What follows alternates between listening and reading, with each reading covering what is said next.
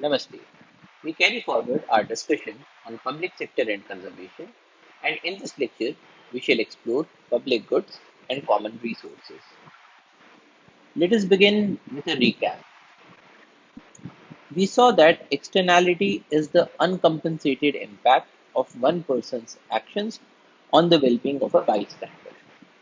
Now, externality is going to be a very important factor in this lecture as well. So, externality is the uncompensated impact of a person's actions on the well being of a bystander. So, somebody is doing something, but that action is also impacting other people who have got nothing to do with that decision or that action, and they are also not getting compensated for those impacts. In that case, we say that it is an externality, and it is of four kinds. You can have negative or positive externality. So, in the case of negative externality, the bystander is negatively impacted. In the case of positive externality, the bystander is positively impacted. That is, he receives a benefit. Production externality occurs when the actor is producing something, such as a mining industry, and consumption externality occurs when the actor is consuming something, such as a polluting vehicle. Now, when you have externalities and they result in uncompensated impacts on the bystanders, how do you deal with them? So, we have different options to compensate for the externalities.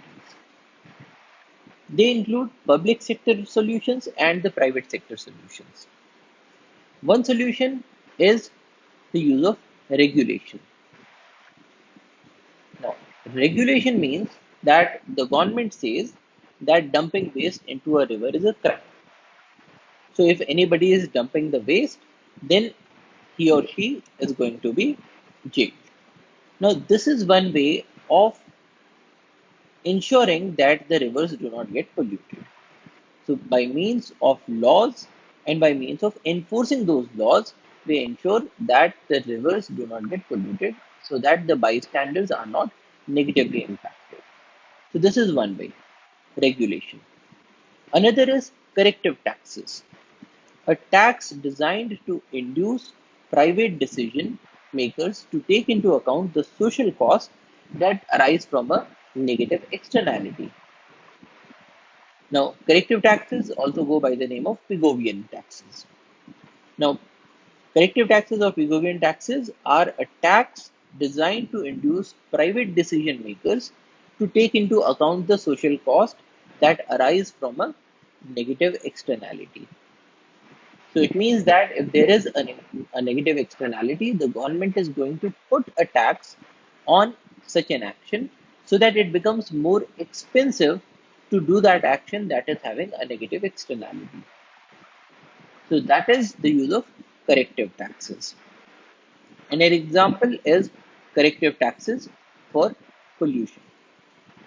So in this case, what is happening is that we have a price for pollution and we have a quantity of pollution. And there is a demand for pollution or a demand for pollution rights. So, what this curve is telling us is that there are certain industries who want to be able to pollute the environment. Because, say, there is a factory, and when the factory is run, then it would give out certain amounts of smoke. Or when the machines are running, then it would give out certain amounts of noise. Now, the thing here is that the person who is owning this firm or the factory wants to make this pollution because by making this pollution, he is earning something, he is earning a profit. So, he requires the right to pollute the environment with sound pollution, air pollution, or any form of pollution. But then the demand for these pollution rights, this is also like any other demand for any other good in the market. So there is also a price involved. Now, if you ask the factory owner that okay, you can pollute the environment if you pay 10 rupees for it every day, then probably the factory owner would say, okay, this is a small amount. What do I have to do with it? I'll pay 10 rupees to the government and I'll pollute as much as I want. But then if the government says that, okay, if you want to pollute, then for every unit of the pollutant that you are releasing, you will have to pay 50,000 rupees. Now this person would start to think, okay, am I earning enough to be able to buy this pollution permit for 50,000 rupees? Probably not. And if I am not earning enough money by running this industry and polluting the atmosphere, then probably it does not make sense for me to buy this pollution permit. So his demand would reduce. If the price is too high, then probably the demand would be obliterated, which means that at a very low price, the demand for pollution rights will be very large. When the price increases, the demand would reduce. Probably some people would want to reduce the amount of pollution that they're spreading, say by installing a pollution controlling device. But when the price increases very much, the demand will be very little. So we are observing the law of demand, that as the price increases, the quantity demanded reduces. Now, in this case, what the government is doing is that the government is setting up a price through this corrective tax. Now, if this price is increased or decreased, that is what we are saying is that if the price is set at this point, so this would be the quantity of pollution that will be demanded. If the price is kept very low, then the quantity demanded will be very high. So this will be the quantity that is demanded. So at this low a price, when the price is low, then greater quantity is demanded. When the price is high, then a lesser quantity is demanded. So in this way, by setting a price through the corrective taxes, the government can regulate the quantity of pollution that is being spread into the environment. Now, pollution is an externality because the factory owner is earning the benefits, he's earning the profits, but the people who live in the surrounding, they have to bear with this pollution and they have to pay the cost, especially the health cost, the cost of living in a polluted environment, the cost of having to bear with all the smell. Now, because this is an externality, the government may make use of this corrective tax.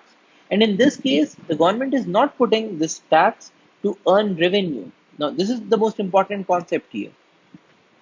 The government is not putting this corrective tax so that it can earn more revenue. The government is only putting this corrective tax to desist people from polluting. So, this tax is only acting as a disincentive to the factory owners from polluting. And similarly, the government can use these corrective taxes to control any behavior that has a negative externality. So, if the government thinks that okay, if people smoke, then the people who are there in the vicinity, they become passive smokers, and they have to bear with the health cost. So what will the government do? The government can increase the price of cigarettes. And how will the government increase the price of the cigarettes? By putting a corrective tax on cigarettes. So in this case, the government is setting the price and the price is determining the quantity. Now, another thing that the government can do similarly is to use corrective subsidies. Now, in the case of corrective subsidies, the government provides money to certain activities that need to be promoted, such as things like education or vaccination or healthcare. So, when a person is vaccinating himself or herself, then they are also protecting the community from the spread of diseases. If people are more educated, then they are not just serving their own interests, but they are also serving the interests of the society by becoming more enlightened citizens. So these sorts of activities that have positive externalities, they are subsidized by the government as a solution of this externality. Another option with the government is to use things such as tradable pollution permits. Now, in the case of pollution permits, what happens is that government sets the amount of pollution that can be done. In the previous case, the government was setting a price, and this price was regulating the amount of pollution that will be released into the environment. In the case of tradable pollution permits, the government sets the quantity of pollution that can be spread. So in this case, what happens is that the government will give out certain permits, and with each permit, a person is allowed to emit a certain amount of pollution. So let us say that there is a pollution permit, and with each permit, a person can release 1 ton of carbon dioxide. And the government, what it is doing now is that the government is saying that, okay, if you want to emit carbon dioxide from your factory, you will need a permit, but we are only going to issue 10 permits, which means that a maximum of 10 tons of carbon dioxide can be emitted. Now, what happens? Here as well, you have the demand curve for the pollution rights, but now the quantity has been set. And once we have the quantity, this quantity will determine the price that the people will be ready to pay for these pollution permits. Now, these pollution permits can be sold, say, through an auction. Now, when these 10 pollution permits are sold through an auction, then those people who have the highest demand for these pollution rights, people who pay, who have a very high amount of value to these pollution rights, they will be buying these pollution permits at a higher price. And those people who do not put a very large value or who do not want to shell out that much amount of money, they will not get the pollution permits.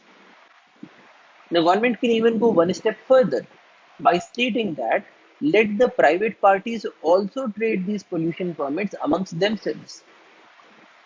What happens in that case is, suppose there are 10 firms and the government has sold 1 ton permit to each. And suppose one permit is costing rupees 1 lakh. So we have these 10 firms A, B, C, D, E, H, I, J. So these are the 10 firms, and they all have the permit for 1 ton of carbon dioxide emission. But what now happens is that this firm G, it thinks that 1 ton of permit is not enough for me. Probably I would want to go for 1.5 tons. Now, in this case, because it has a permit with itself only to emit 1 ton of carbon dioxide, if it emits 1.5 tons of carbon dioxide, it will be penalized.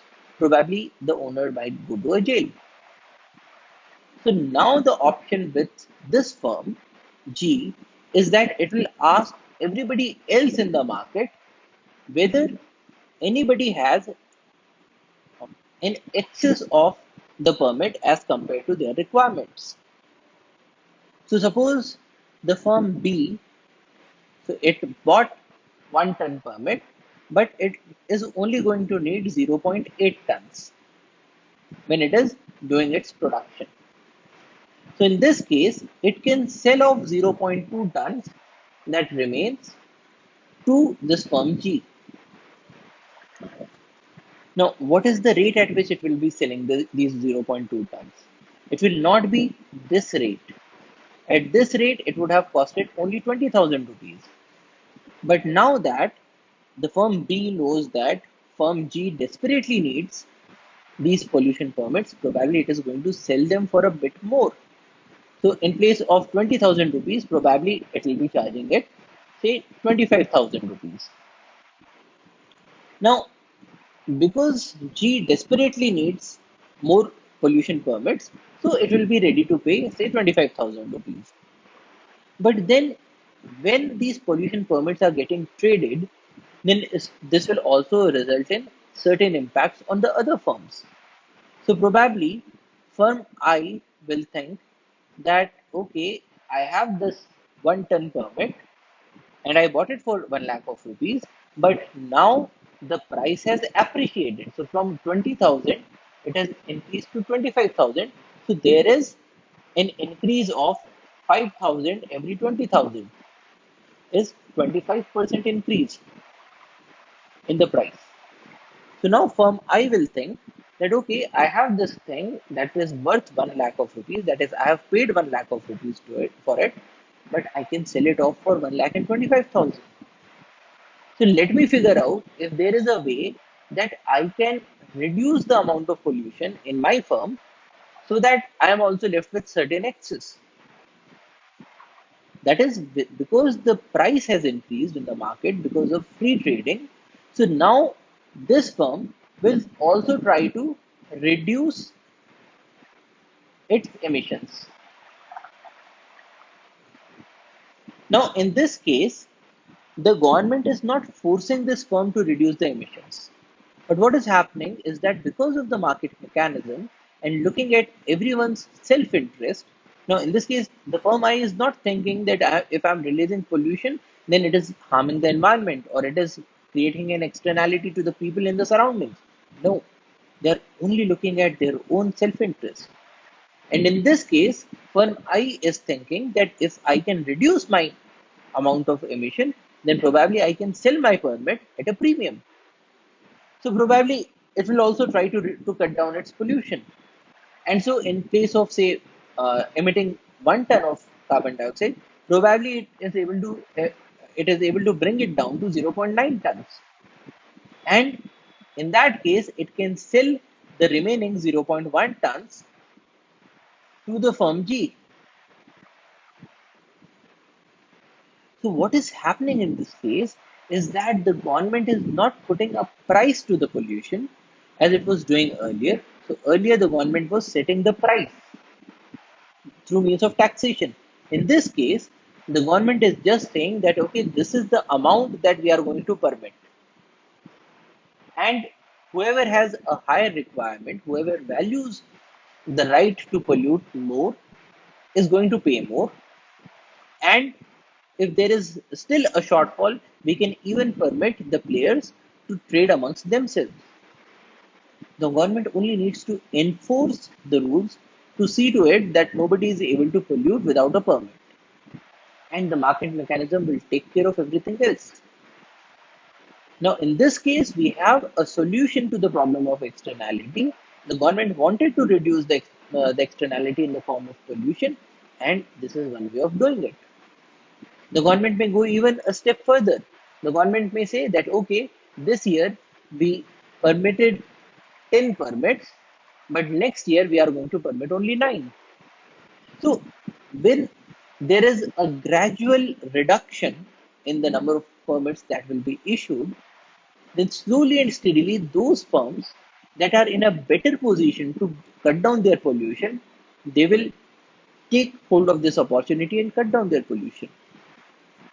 Now, in this case, not every firm is cutting down its pollution because there could be certain firms, such as a cement firm, that has little options to cut down on the amount of carbon dioxide that it releases.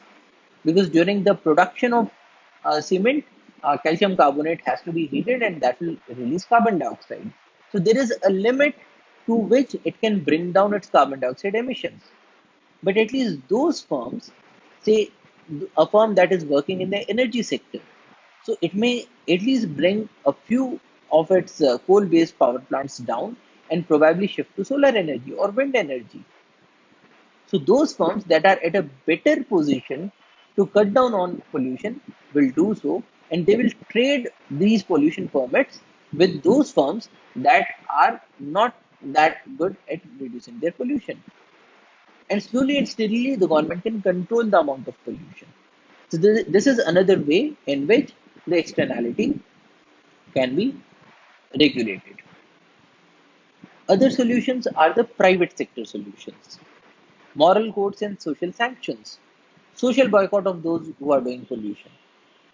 So in this case, the government is not needed, but what is happening is that the society is doing a boycott of those firms that are doing pollution, and probably the society is encouraging those people who are cutting down pollution, showing an exemplary way of cutting down pollution. Another option is charities, giving money to those organizations with positive externalities, schools and colleges and research institutions.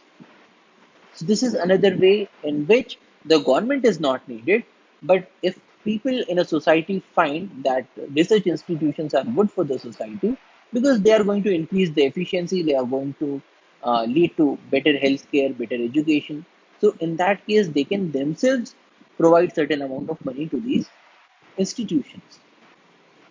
Integration of businesses such as orchard and apiculture together to reap maximum benefits, contracts, and bargaining. So these are all different solutions to externalities. And here we also looked at the cost theorem. The proposition that if private parties can bargain without cost over the allocation of resources, then they can solve the problem of externalities on their own. Now, this is something that we have seen before. But the important thing in cost theorem is that it does not matter who has the upper hand. That is, whatever be the situation, the private parties can come to a solution to the externalities. They are able to bargain without cost. So let us look at the case of a steel plant that is polluting the river, and this pollution is reducing the fish catch. Now, here again, for the cost theorem to work properly, we need to have property rights, and we need to have a government that can help in the enforcement of the property rights. So we'll look at two cases. The first case is that the river belongs to the fishermen. So the government has given the right of river to the fishermen. So they exert a right on clean water and they threaten to close the steel plant. Now in this case, the fishermen go to the steel plant owner and say that okay, this river belongs to us. You cannot pollute this river. If you do this, we are going to enforce our property rights and we are going to shut you down. Now, in this case, when both these parties can bargain together, the steel plant owner can tell these fishermen that okay, your catch is getting reduced because I'm spreading this pollution, but then there has to be some rupee value or dollar value to the amount of catch that is going down. So, what he's saying is that suppose earlier you were earning 20,000 rupees because of your fishery operations, but because of my pollution, now you are earning only 10,000 rupees. And because you are earning 10,000 less, so you are telling me that you are going to close the plant. But I have a better solution. So the steel owner says that let me pay you 11,000 rupees and you let my plant to work as before. So in this case, the the plant owner is at a profit because probably he is manufacturing steel that is worth lakhs of rupees and he only has to pay 11,000 rupees. And the fishermen are also at a benefit because earlier they were earning 20,000 rupees, now they will be earning 10,000 rupees from fishery and getting 11,000 rupees as compensation. So, in this way, through bargaining, both these parties can come to a solution that can benefit both of them. Another option is when the river belongs to the steel plant. Now, in this case, the fishermen are concerned about the reduced catch. So what is happening is that the fishermen they find that their catch has gone down by 10,000 rupees, and because the steel plant owner is also owning the river, so he can pollute as much as he wants.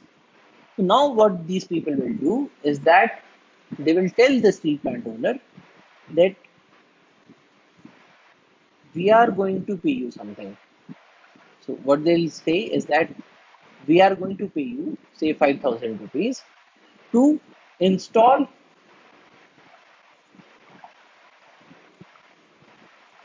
pollution control equipment.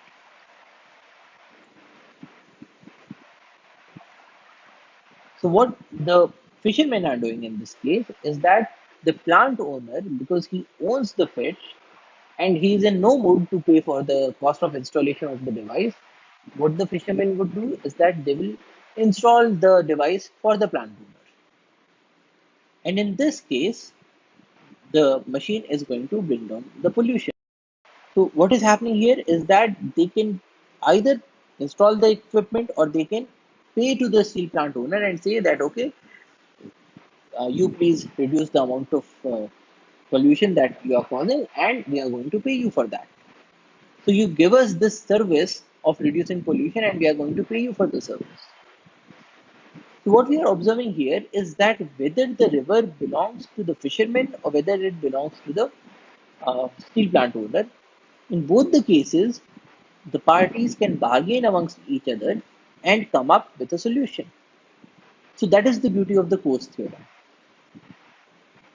Whether the property belongs to any one party, both the parties, if they are able to bargain without cost over the allocation of resources, they can solve the problem of externalities on their own. So essentially what we are saying here in the case of externalities is that markets are usually a good way to organize economic activity because as we have observed, people can do trading of pollution permits, people can go with Coase theorem and solve the problem of externalities. But if that does not happen, another option is that governments can sometimes improve the market outcomes as in the case of corrective taxes. Another kinds of goods are public goods and common resources. So let us look at this case. The village that Shyam lives in is surrounded by grasslands. The grassland can support 200 cattle. Each person in the village has a right to graze his or her cattle in these grasslands, which means that there is no private property as far as grasslands are concerned. Any person can take their cattle to the grasslands for grazing. The village has 20 people, each of them have 10 cattle, which means that the total number of cattle is 200 and the grassland can support 200 cattle. So basically the grassland can support 200 cattle and there are already 200 cattle in the village. And Shyam is thinking of buying one more cow. What is his cost and benefit given that the grassland is already supporting the maximum number of cattle and will he buy? So essentially, there is a grassland, and the grassland can support 200 cattle. There are already 200 cattle, and we have one person in this village who is thinking of buying one more cattle. Now, in economics, we consider that people are rational thinkers. Now, if Shyam is a rational thinker, what would he think? He would think that okay, if I get one more cattle, then total number of cattle will be 201. But the grassland can only support 200 cattle.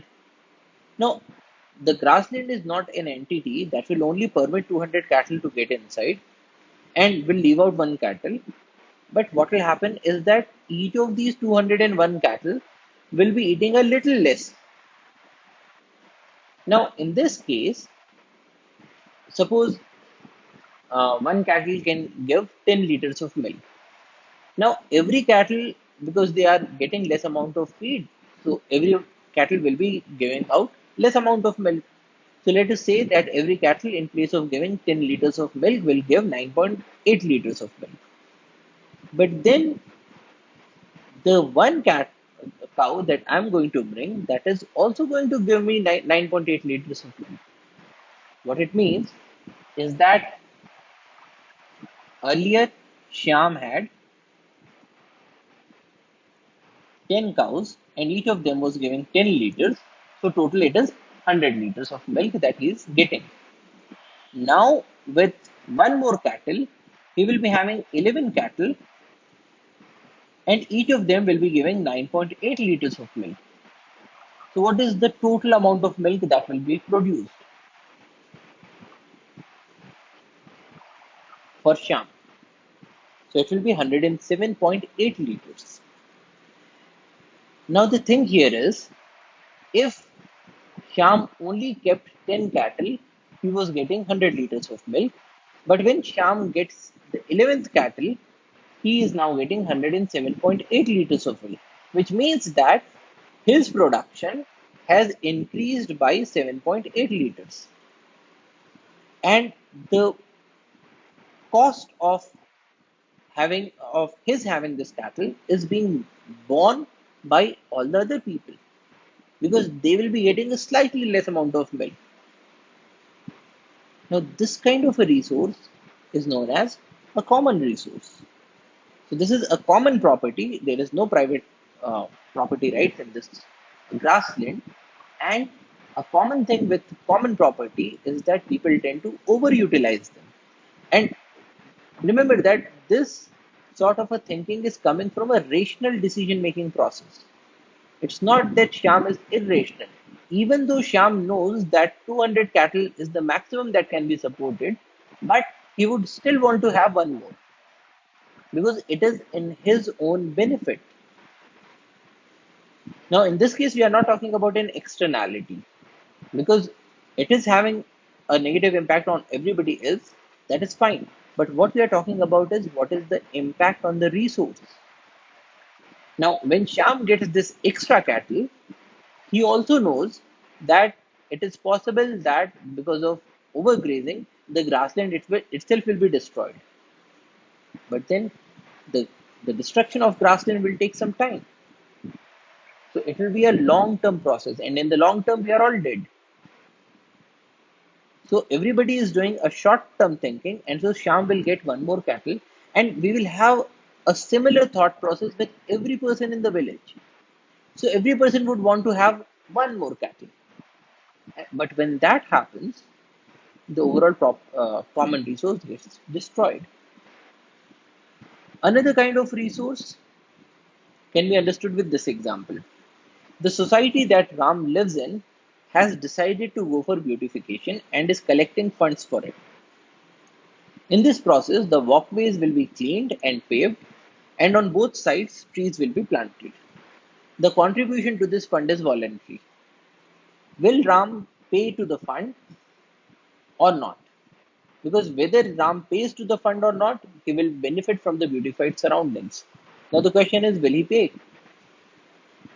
Because the thing is, when the society is beautified, Ram is going to have all the benefits of that, whether he pays or not.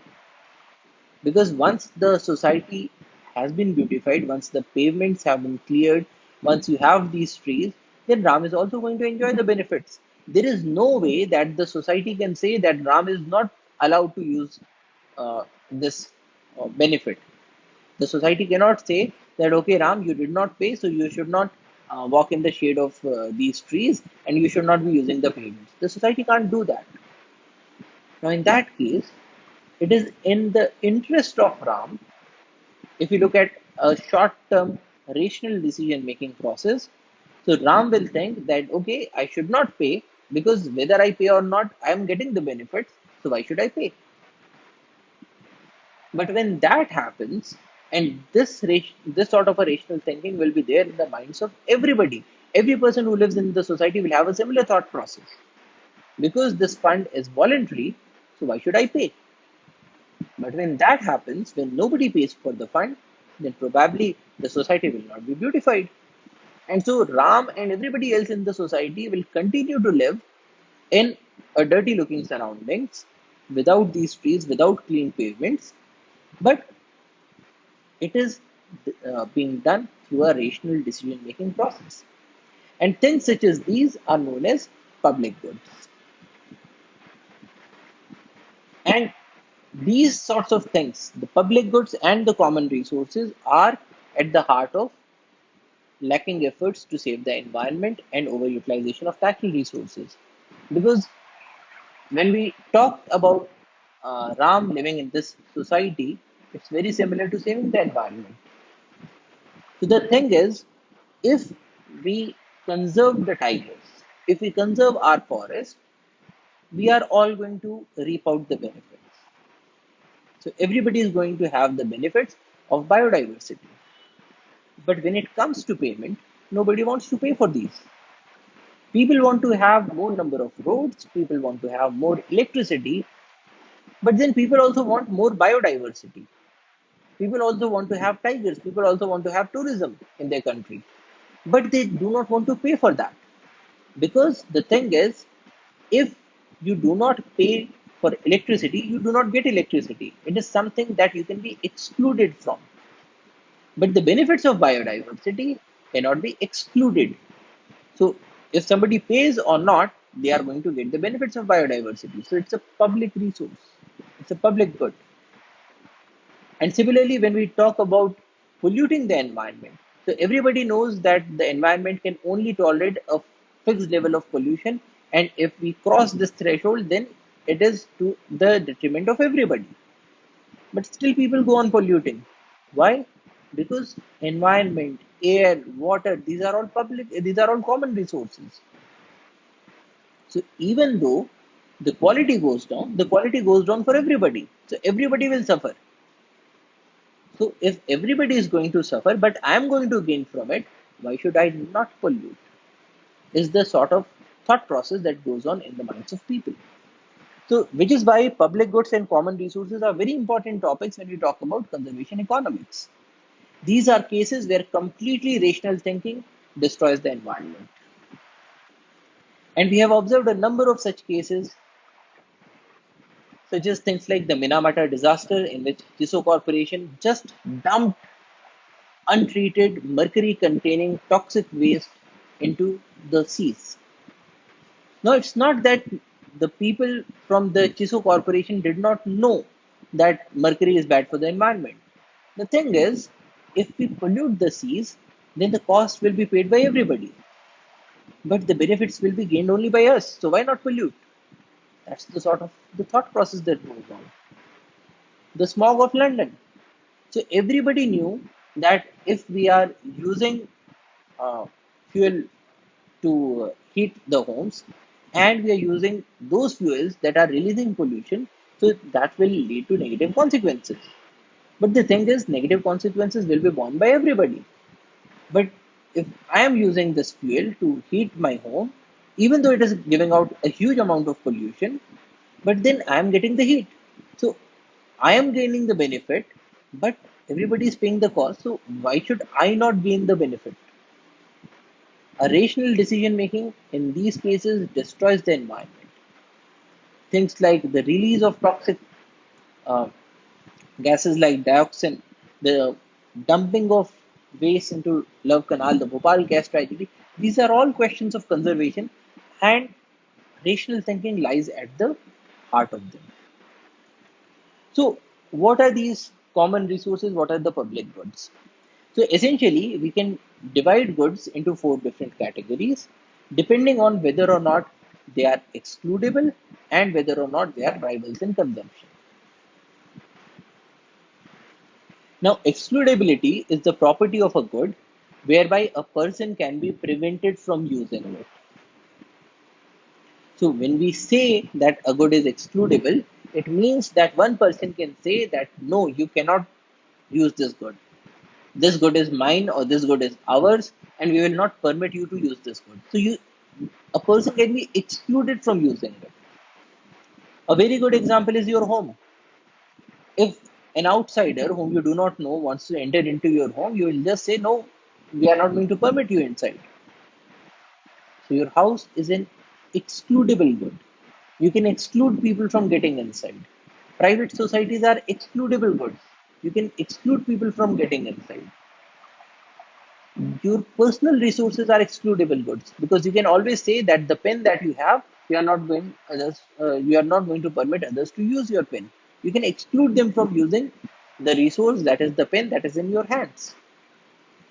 The other criterion is rivalry in consumption, the property of a good whereby one person's use diminishes other people's use. So when we say rivalry in consumption, it means that if I consume the good, then you have less amount or less quality of that good available for consumption. A good example again is things such as forests. So if I cut down a tree, then that and I take the timber away, then that timber is not available for your use. So it is a rival in consumption. If I use more, you get less. If you use more, I get less. So that is rivalry in consumption. And using these two criteria, we have four different categories. The first one is private goods, goods that are both excludable and are rival in consumption.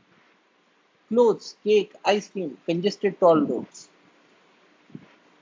So if I have a cake and if I eat up this cake, then less of this cake is available for you to eat. So it is a rival in consumption.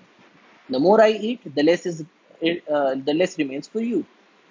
But it is also excludable. I can say that this is my cake. I am not going to allow you to eat it. So it is excludable. Goods that are both excludable and rivals in consumption are known as private goods.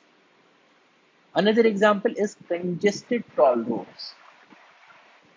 Now, because the road is congested, it means that if one more vehicle gets inside, if I take my vehicle inside this road, then it becomes a rival in consumption because you have less of the road available for use.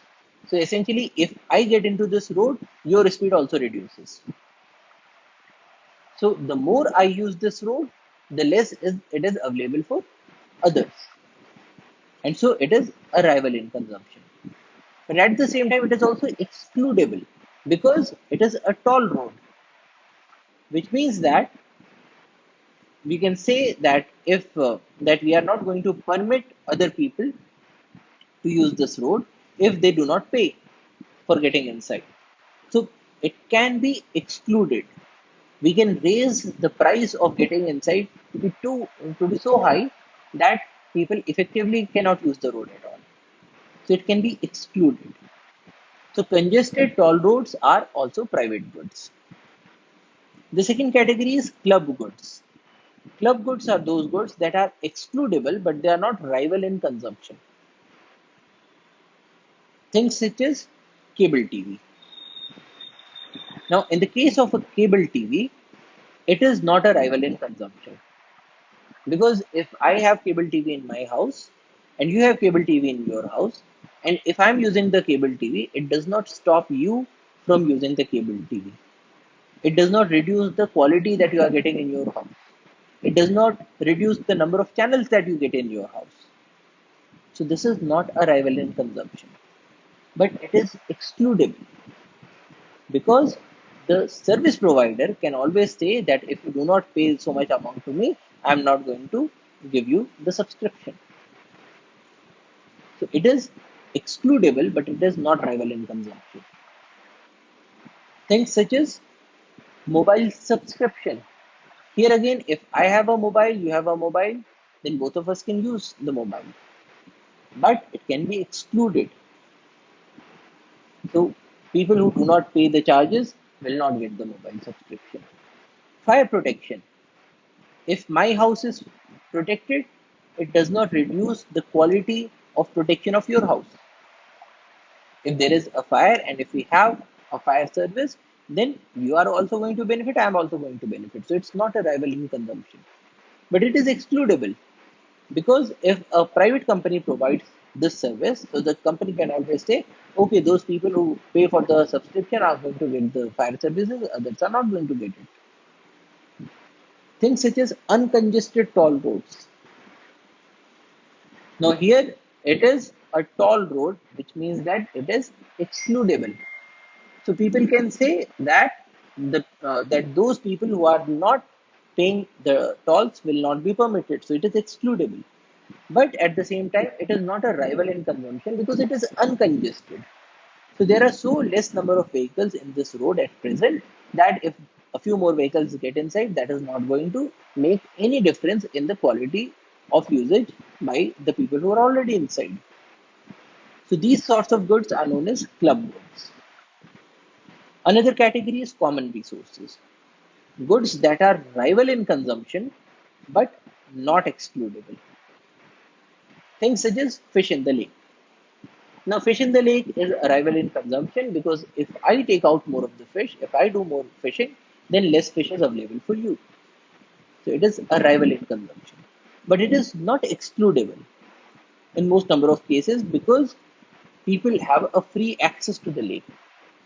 So until and unless there is an authority that puts up a fencing all around this lake, it is not excludable, but it is rival in consumption. Things such as clean air, it's a rival in consumption because if I use the clean air and I pollute it in the process of using, then you will not get that amount of or that quality of clean air. But it is not excludable because one person cannot say that okay, this is my air, you are not permitted to use this air. It's there for everybody. Or congested non-toll roads. Now, because this road is non-toll, so everybody can use it, it cannot be excluded. But because it is already congested, so the more number of people that get inside this road, that are using this road, the lesser the quality remains for the other people to use it. So these are common resources. Now, the issue with the common resources is the issue of tragedy of the commons.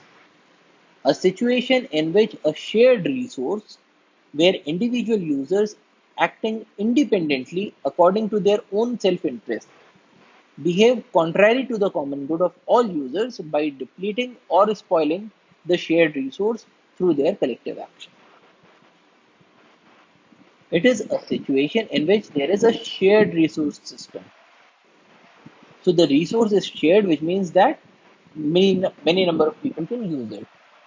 And in this tragedy of commons, there are these individual users who are acting independently according to their own self-interest.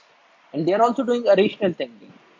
But in doing this rational thinking and in acting in their own self-interest, they act in a matter that is contrary to the common good of all the users.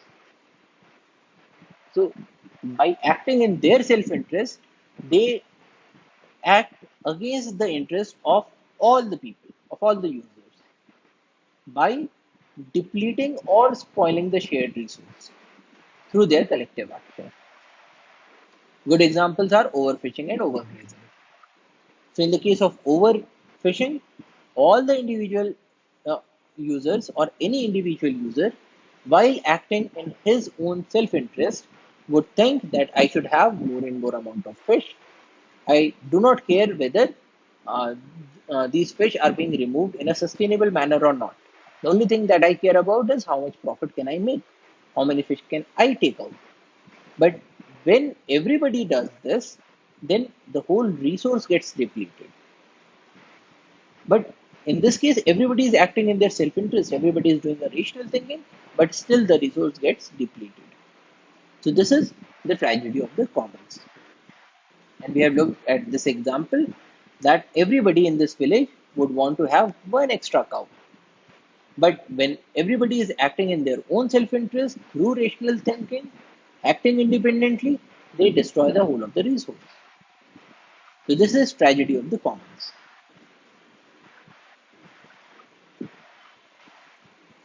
Now, there are certain solutions to the tragedy of commons. Things such as social arrangements. Now, in the case of the tragedy of commons, we said that individual users are acting independently. Now, if we remove this term independently by putting in a social arrangement, now in this case, the social arrangement could say that okay, everybody only gets 10 minutes to fish. Now, when you have such a social arrangement, then it is not possible for people to take out all the fish or for people to do all the grazing.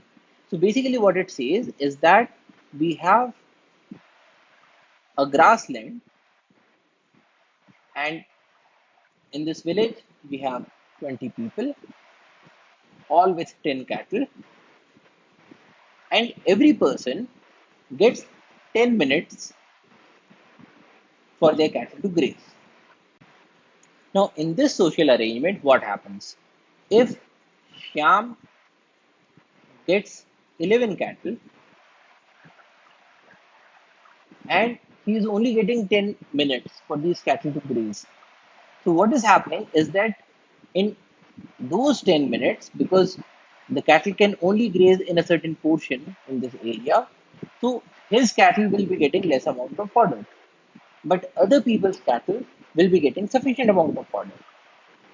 So in such a social arrangement, we can ensure that people are acting in the benefit of the common resources as well. So things can be regulated. Everybody getting 10 minutes for fishing with a specific size of net is again another social arrangement through which we can solve this problem. Or things like privatization. Now, in privatization, we can make this farmland as a private resource. So when it becomes private resource, it becomes excludable and it becomes rival in consumption. Now, it is already a rival in consumption, but by putting the clause of excludability, we can say that, okay, if people have to bring in cattle inside, then for each cattle, they will have to pay, say, 20 rupees. So the people who are bringing in more cattle will have to pay more. This is another arrangement. Or government regulations, such as the UN Convention on the Laws of the Sea. So we can have regulation by the government as well about how these resources have to be managed. A very good example is the management of forests in our country. So the Supreme Court says that a forest will be managed only according to a working plan. And in the working plan, the government makes a regulation about how many trees can be cut so that the extraction of timber happens in a sustainable manner. Government regulation is a way to solve the problem of tragedy of commons. Another thing is internalizing the externalities, such as tax on petrol, which means that if uh, because clean air is a common resource, so if the petrol is taxed higher, so in that case, the externalities are getting internalized. The more one person is polluting by using less fuel efficient vehicle, the more they will have to pay. So these are all different solutions to the tragedy of commons. Similarly, we have the public goods, goods that are neither excludable nor rival in consumption. So you cannot prevent anybody from using this resource, and these resources are not rivals in consumption, which means that if one person uses this resource, then it does not reduce the quantity or quality of the resource for use by other people. Good examples are things such as warning sirens. Now, if there is a siren that is blaring because a tsunami is nearby, then we cannot say that people who did not pay for this siren are not going to be permitted to hear it. Or if one person hears it, it does not reduce the quantity or quality of this resource for use by others. Because if one person is warned and another person also hears it, he will be warned equally well. Or things like national defense. Now, if the nation is defended, everybody is defended. You cannot exclude somebody. It is not a rival in consumption because, as citizens of the same country, if my nation is defended, then it does not reduce the quality of defense of you or your nation because we both belong to the same nation. So, national defense is a public good. Scenic view. If a view is beautiful, then we cannot prevent people from seeing it. And if one person has seen a beautiful place, then it does not reduce the quality or the beauty of that place to be seen by other people. Fundamental research, fighting poverty, uncongested toll roads, now uncongested non-toll roads. Now these are all goods that are neither excludable nor rivals in consumption. In the case of uncongested non-toll roads, because there is no toll, so there is no restriction, so it is not excludable. And because it is uncongested, so there are less number of vehicles that are plying, and so if a few more vehicles get inside, it is not going to reduce the quality. So these kinds of goods are known as public goods. Now, in the case of public goods, we have the free rider problem. Free rider is a person who receives the benefit of the good but avoids paying for it. So this is a person who receives the benefit. Why does he receive the benefit? Because this public good is non-excludable. But in this case, he avoids paying for it. So he is getting the benefits without paying the cost. So he is a free rider. And a good example is this example of Ram, who is not paying for the beautification of his society, but is gaining all the benefits of it. Now, there are a number of solutions to the free rider problem. One is public sector provisioning of public goods. So, in this solution, what happens is that the public sector or the government provides the public goods. So, when we talk about things such as national defense, then it is the government's role to provide for this good. When we talk about uncongested non-toll roads, so roads that are joining the villages that are in very distant areas, they are provided for by the government, and the government gets money through taxation. So in this way, this problem can be solved to quite an extent. Or social norms and sanctions. In this case, if we have a resource such as, say, warning siren. Now, in this case, the social norms and the sanctions may say that everybody should pay for the warning sirens to be installed. And if a person does not pay for the warning sirens, then probably this person will be ostracized. So, social norms and sanctions can help solve the free rider problem. Also, if they find a person who is doing free riding, then there can also be a social boycott. So, in this way, the social norms and sanctions can be used, or the use of voluntary organizations such as the Red Cross. Now, this is similar to the government providing for these services, or we can have contracts, or we can have private sector that is providing the goods at a cost, such as lighthouses charging nearby ports. Now, in this case, what happened was that the lighthouses used to provide direction and used to give a signal to the boats or the ships that there is a port nearby. Now, if there was a ship that was not paying for the running of the lighthouses, then in that case, the ship cannot be excluded from seeing the light, and also this good is non-rival in consumption. But then, if this happens, if nobody wants to pay for the running of the lighthouses, then there will be no lighthouses. So, in this case, the solution was that the lighthouses started to charge the nearby port.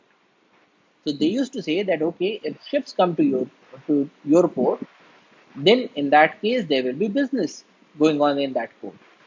So, if you do not pay us, we are going to switch the lighthouse off. Once that happens, the ships will not know that there is a port here, and they will just bypass your port and they will go to another port.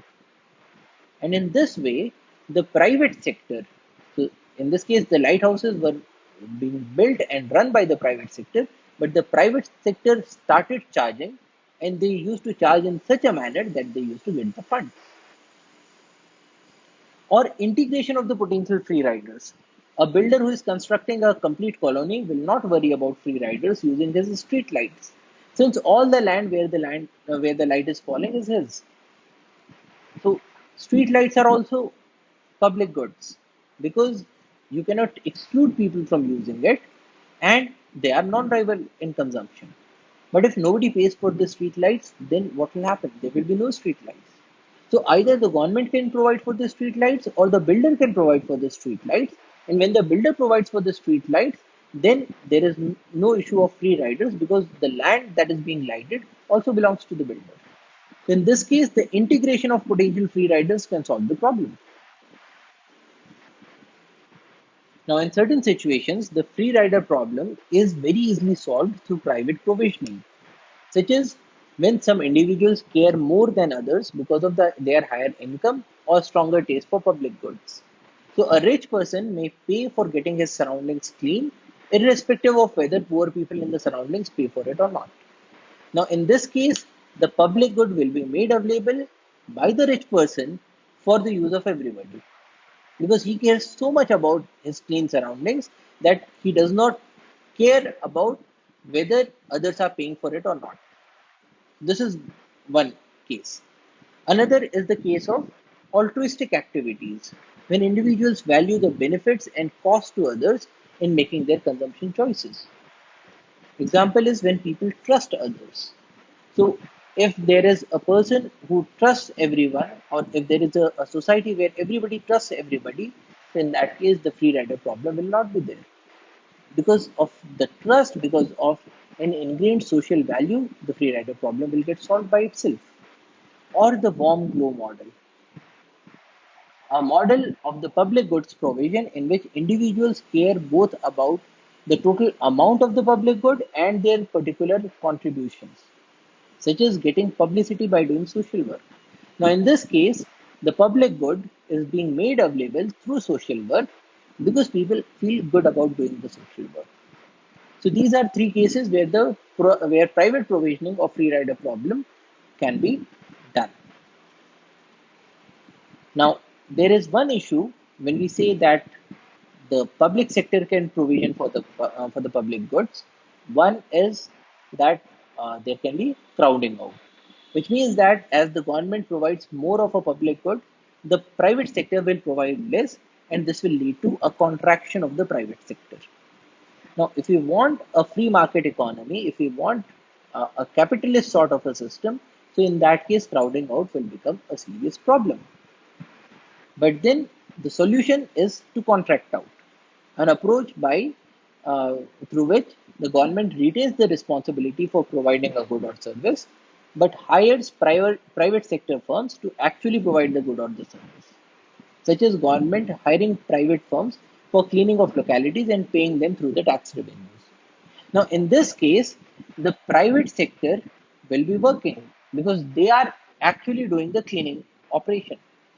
But because the government is acting as an intermediary by paying them through the tax revenues, so in this case, the free rider problem gets solved automatically because the government ensures that these private sector firms get money for doing the work. So this is an option. So in summary, we have these four kinds of goods determined by whether they are excludable or not and whether they are rival in consumption or not. So that's all for today. Thank you for your attention. Jai Hind.